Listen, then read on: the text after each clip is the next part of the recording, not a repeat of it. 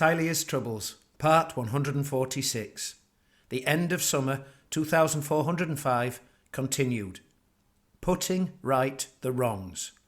A further excerpt from Bonacorso Fidelibus's work, The Many Wars of the Early 25th Century. Ravola, soon after the Ratmen army's departure, had been captured by a force of dwarfs and Arrabbiati, the same dwarfs who later joined with the elves to head westwards in pursuit of the same Ratmen. As already alluded to, Lord Totto ordered a company of his riders, Gli Audaci Arcieri, the bold archers, to join that marching force, while he himself remained in Ravola, there to nurse its recovery just as he had done at Campagrotta. He promised he would send word to the Alliance army gathered near Trantio, requesting they quickly move north to assist in the war against the Ratmen. All was not well with the Alliance, however. Command had been awarded in spring to the Riemann captain Cyrus Ricci, with Lord Silvano of Pavona unexpectedly acceding to the captain's veteran martial experience, as well as to Rimas's moral and spiritual authority as the principal city of the Holy Church of More. The Verezzo captain Muzio Vanni, leading a small force of archers, and the claimant to the throne of Trantio, Galeotti de' Medici, possessing only 2 companies of soldiers, yet now flying colours bearing the Medici family's princely arms, were both very happy to accept the Riemann captain's command.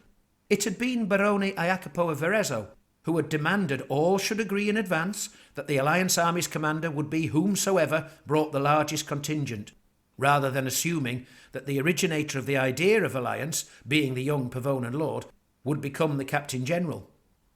Yet it was the Verezzo captain Muzio Vanni who had been the first to demand that that stipulation be rescinded, immediately joined by Galeotti, when they both realised the Pavonan lord had the biggest force. Indeed, Galeotti found it in himself to wax lyrical regarding the qualities of the Riemann captain and the pressing need that he should lead the alliance. Some said that Lord Silvano wore a hint of a wry smile upon his face as he listened to the Trantian's oration. Others expressed surprise at his calmness, considering the supposed enmity between him and the Trantian noble. The army moved to Scorsio, from where scouts were dispatched to scour the land to the north, east and west, including Galeotti's loyal band of pistoliers. The origins of Galeotti's little force were disputed. They themselves were not particularly forthcoming about their past. Several must surely have been old retainers of Prince Gerenzo, or the sons of such, while the rest were likely a mixture of refugee Trantians and mercenaries, including perhaps 1 or 2 who once served in the Compagnia del Sole. The main force, meanwhile, located the tunnel mouth discovered a year previously by the Portamaggiorans, which Lord Silvano was very keen to collapse. Supervised by Silvano's own engineer, this was quickly done, using black powder, first deep within the tunnel, and subsequently at the tunnel mouth itself. Very few were injured during this operation, although much of the army's powder supplies were consumed. Greatly satisfied with this success, the Captain General ordered that the army make its way north to the site of the second tunnel mouth found previously, east of the Viadazan watchtower of Bussala. Upon drawing close, however, a disagreement broke out within the Council of War, concerning the suspected conspiring of the Pavonan Vicomte Carjaval, Lord Silvano's trusted lieutenant. Galeotti de' Medici claimed that the Vicomte sought to lure him into committing a dishonourable and bloody deed of an undisclosed nature, and that by such means the Pavonans were attempting to bring about his ruin. What with Lord Silvano having so recently reaffirmed his authority over the state of Trantio, as Gonfaloniere for life, an office awarded him by his father after the Pavonan conquest of the city, while Galeotti had staked his own claim to the same city-state as Prince Gerenzo of Trantio's legitimate heir, then despite the temporary truce on account of the war against the Ratmen, friction was perhaps inevitable, and had only been suppressed thus far by the fact that the Captain General had favoured Galeotti, and Lord Silvano, always the pragmatist, seemed unwilling to disrupt the Alliance army's effectiveness in the field.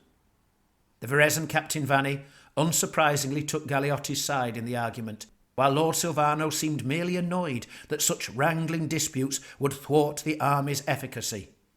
Captain General Ricci was forced to deal with the divisions as best he could, striving to prevent open quarrels between the parties concerned. This internal dispute, combined with the need to secure extra powder, meant that the commencement of works to collapse the second tunnel mouth was delayed. With Lord Silvano's cooperation, the Captain General was able to calm the parties somewhat.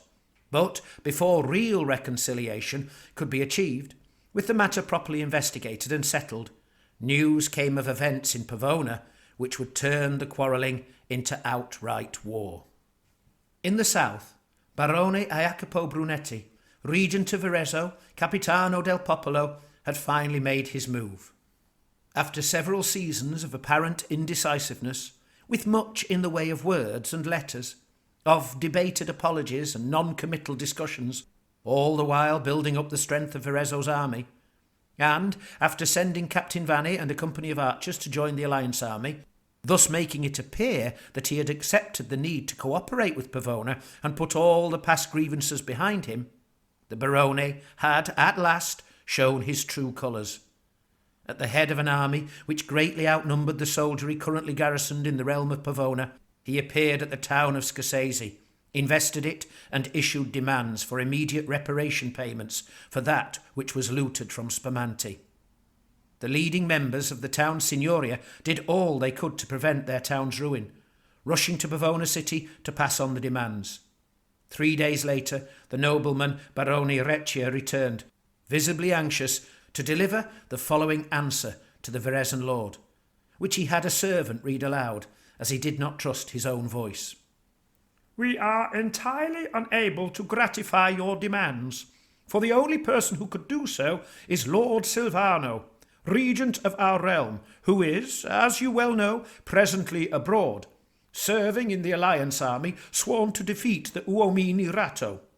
His father, Duke Guidobaldo, More's most favoured servant, is as close to death as a mortal man can be, which means we cannot approach him for advice or instructions, for he lies delirious and fevered, clinging to life. Despite knowing that More will welcome him with love into the heavenly garden, the Duke so loves his realm, his people, that he cannot easily yield himself to death. By making your threats, by razing Scasese, by starting a war, you will fatally fragment the Alliance army, thereby opening up Tilea to the Ratmen's ravaging cruelties. Lord Silvano will be forced to depart with his army and return home, here to defend the realm and prevent your further depredations, for the sake of his most noble father and his beloved people. And ruin will thus be brought upon both our realms, as after many hundreds of fighting men die in this needless struggle, we will be unable to defeat the Ratmen in the field. Know then that by your proposed actions Verezzo's name will be tarnished through history, as a realm which chose to destroy Tilea's best defences, to turn against all the lawful gods at a time of great and dire emergency." To which the halfling Barone laughed and responded, "It is the name of Pavona that has been forever tarnished by the foul murder of our beloved lord Lucia at Spumante. More will surely punish Duke Guidobaldo for that crime, but here and now, in this our mortal world, tooth for tooth, justice will be done, as we take exactly that which was stolen from us. Only by this worthy and legitimate deed can a balance be restored, and the future health and safety of Tilea be assured." That very day, the army of Verezzo sacked the town, seizing everything of value until at last Barone Jacopo was satisfied. None in the town were harmed, apart from those few foolish enough to complain or attempt to fight, but 2 Verezan mounted men-at-arms were fatally injured as they crossed a rushing stream to chase off a band of crossbowmen. Afterwards, in both Verezzo and Pavona, a few optimistic souls wondered whether this could possibly be the final reckoning, a balancing of the books that would lead to a real reconciliation between the realms. Most, however, steeled themselves for what they believed was now inevitable: open, bloody, and ruinous war. A rather more unexpected war had begun in the far south, for the Lucinian Vicomte Gismondo Giacometti led his large army of mercenaries and Estalians to Capelli. There he drove out the small garrison of VMC soldiers to take possession of the town. Those wisest in the ways of the world had known that the Vicomte was surely planning an aggressive war, simply from the nature of the army he was assembling. But such was the secrecy of his planning that none could have known his intended target. In hindsight, perhaps, considering his own history of once being the Lucinian governor of Capelli, and the general disgruntlement in Tilea regarding the VMC's possession of Alcente, especially the steady expansion of that territory, one might suppose it should have been obvious. As for the Vicomte's professed motives, he wasted no time in circulating an open letter to explain his actions, addressed to Captain General Jan Valkenburg of the army of the VMC. It read thus: "This from Gismondo, Vicomte Giacometti, noble general of the army of Luccini, to His Excellency Captain General Jan Valkenburg of the army of the VMC in Alcente. You and your army of mercenaries, employed by nothing more than a gaggle of ultramontane merchants, and thus in legal terms more akin to caravan or warehouse guards than soldiers, if somewhat larger in numbers, have, as you must surely know, outstayed your welcome in Tilea. You were contracted to defend Alcente from Kernag's orc invasion, and you fulfilled that promise, for which you were to receive favourable trading terms in perpetuity in Alcente. Then, greedily, you chose to remain, to usurp all power, both political and military, and to seize possession of Capelli, Pavesano, Monte Castello, and Pugno. You claimed that by doing so, your aim was simply to achieve as thorough a victory as possible, so that no goblin forces might remain bordering Alcente, or even any part of southern Tilea, there to threaten further incursions and suffering. Yet, when all was taken, still you did not depart, nor disband your occupying army, instead dispersing it across all that you now held the better to maintain your tyrannical rule. The people of Alcente have cried out to me, their pleading made all the more urgent by their suffering at the hands of the Sartosan corsairs. For when you saw fit to dispatch your army northwards to fight against the vampires, Alcente was left undefended. Some claimed your actions were noble and compassionate, for you were assisting in the defence of all those dwelling in the whole of Tilea against the undead. But then the lie was revealed, when you chose first to be distracted and thus delayed by an abortive siege of Pavona over nothing more than a matter of honour, then later turned back with more than half your army long before you reached the north. What little force eventually arrived to assist brave Lord Alessio was a meagre addition to his strength, and was entirely bereft of all artillery pieces, which was what he most earnestly desired you to bring. Shamefully, you even took the great bombard, gifted to you by none other than His Holiness the Archlector of Moor, specifically intended to aid in the war against the vampires. And so it is that during the period of the king's ill health, and with his blessing, I have retaken Capelli, which is, and has always been, rightfully part of the Kingdom of Luccini. In my youth, I myself governed this town, awarded the office by His Majesty's father, King Ferronso II, to follow in my father Prince Valeriano's footsteps. Then, while I adventured in Astalia, there learning the art of war, the Council of Capelli took advantage of the turmoil of King Ferrenzo II's death, and the infancy of his son and heir Ferronso III, to declare independence from Luccini. This treachery was allowed to flourish during the regency of the infant king's uncle, Duke Ercole, who was understandably ill-prepared for the burden of rule, what with his life having been spent in the deep study of arcane and magical operations rather than matters political. Yet, however long they were allowed to stray, such a rebellion is neither a sound basis nor precedent for rightful governance. Nor was the way in which your merchant army later took possession of the town, as if it were merely another asset to be written in your ledgers, or a pile of plunder to be seized by your army of privateers. Thus I have restored the lawful and proper state of affairs by reclaiming Capelli for the King of Luccini, so that its people might know their place in the legitimate scheme of authority, from gods to princes to lords, to gentlemen and citizens, to labouring peasants, and so they might bow properly once more both to King Ferronso and all the lawful gods. This is just the start of putting right the wrongs inflicted by your agents and brigand soldiers, your schemes and practices, your invasions and occupations. So it is that I demand, as a Tilean born and bred of royal blood, and for all the native people of Tilea, that you remove your armies from Alcente and the lands thereabout, to return them to the foreign places whence they came, that the true nobility of Alcente might once again wield their full and rightful authority over their estates and properties, unburdened by the dual tyranny of heavy taxation and trade monopolies intended to satisfy the money-grubbing joint stock shareholders of the distant city of Marienburg. Leave, promptly and without further depredations upon the poor people, and I shall do all I can to ensure that your first and only lawful contract, freely offered by the Council of Alcente, in which in return for the defeat of Kernag's orc and goblin armies you would be granted favourable trading terms with the realm, is honoured in future years and decades, exactly as was stipulated and legally agreed to. If you think to balk at satisfying my demand, know that you will find few allies among the Tilean states, if any at all, and that even the native Alcentians you presume to rule over will turn against you. You are strangers, a long way from home, who have become unwelcome visitors in a hostile land.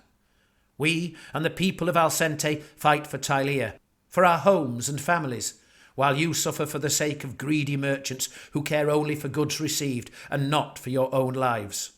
The gods of this land hear our prayers and love us as their children, while your gods are so far flung they can barely hear your prayers over the clamour of those who dwell in your own distant lands.